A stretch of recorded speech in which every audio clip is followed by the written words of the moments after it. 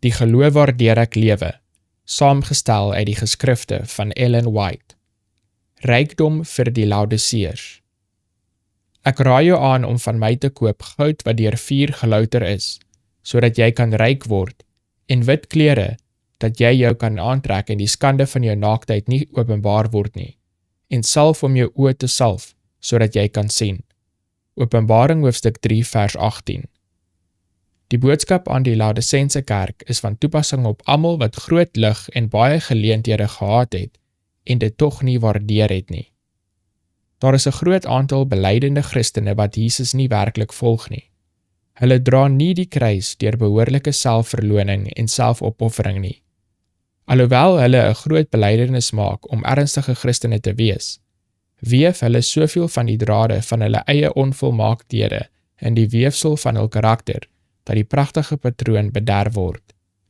Van hulle sê Christus, julle spog dat julle ryk is en vermeerder word met sogenaamde geestelike prestasies. In werklikheid is julle nie koud of warm nie, maar is vol ydelle verwaandheid.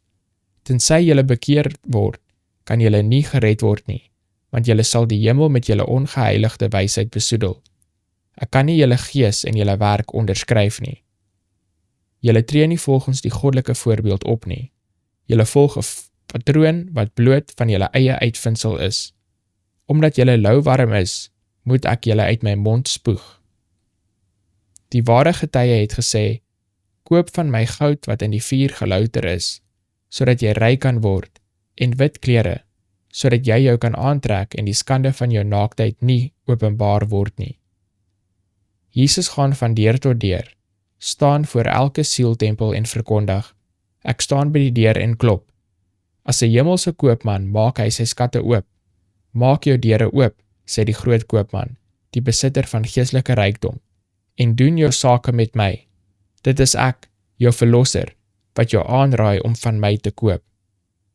Die raad van die ware getuie is vol bemoediging en vertroosting. Die kerke kan nog die goud van waarheid, geloof en liefde verkry en ryk wees aan hemelse skatte.